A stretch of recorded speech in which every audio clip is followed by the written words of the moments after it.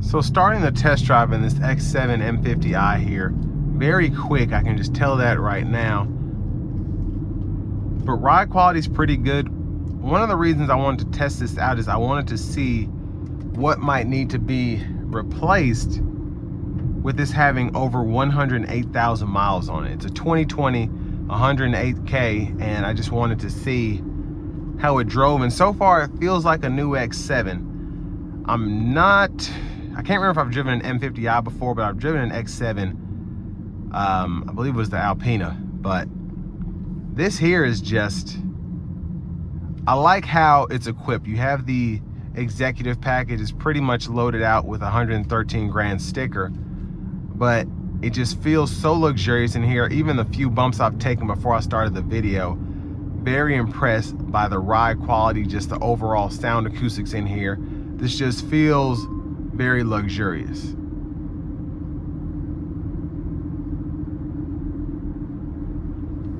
But I mean, with 523 horsepower, 553 pound-feet of torque, even though it's heavy, I'm more intrigued in how this thing gets up and goes. And we're gonna test that out here, getting on the interstate momentarily.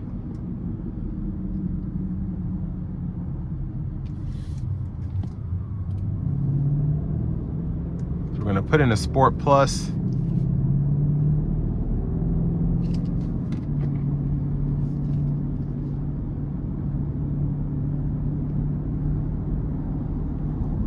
But again, I'm just impressed by how well it's riding. It's riding very nicely. Now with the adjustable suspension, I'm not surprised by that, but I am pleased, if that makes sense. And it looks like I'll have some room to open her up. I'm gonna slow down a little bit.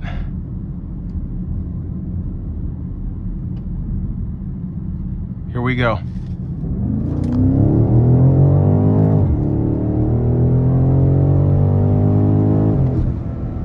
Yeah, that is impressive. Very, very quick. Now with this engine, it's not as, I mean, it's fast, but it's not as fast as it could be. This isn't SUV, it's heavier, so obviously it's not gonna feel the same as in the M50i or something like that, but still, the pull is fantastic.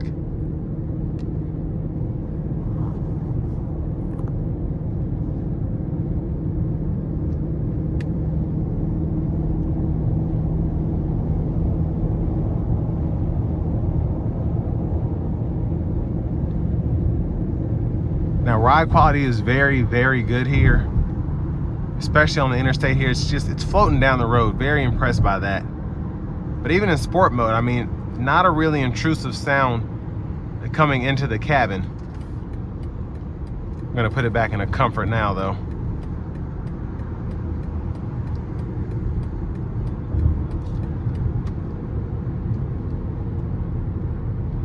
I do want to give one more thanks to Auto Pro Nashville and Auto Collection of Murfreesboro for allowing me to review this X7 today. I'll leave a link below in the description. But if you're looking to find the best price on one of these closer to home, click on that second link down below. It takes just a minute to fill out your information, and I'll make sure the local dealers are fighting to get you the best price on this or whatever pre-owned vehicle you might be interested in. But I'm very impressed with how this engine and transmission has held up with this kind of mileage. It still has the pull, it still has the power. I'm very, very impressed.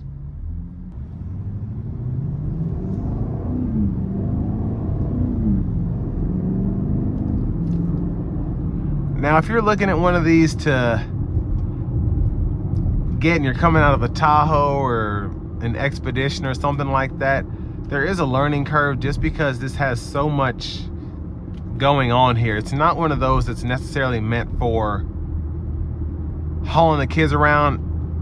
It kind of is, but it's still a performance vehicle first, and that's just what you get with BMWs most of the time, specifically when you start getting into the higher numbers, so the 5s, 6s, 7s, 8s, and then if you add an M on top of that, it's meant to be quick. It's meant to be fast. It's meant to be fun to drive, and everything else is almost like secondary, because BMW's powertrains are just so quick. They're so tuned. They're just so much fun to use.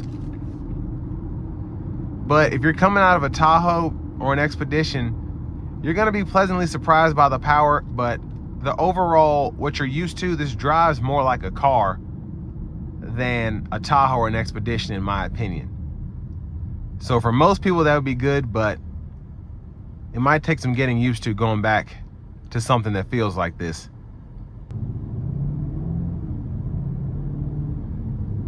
Now, BMWs, I remember growing up, they were not expensive if you wanted to get like an 05 or an 06.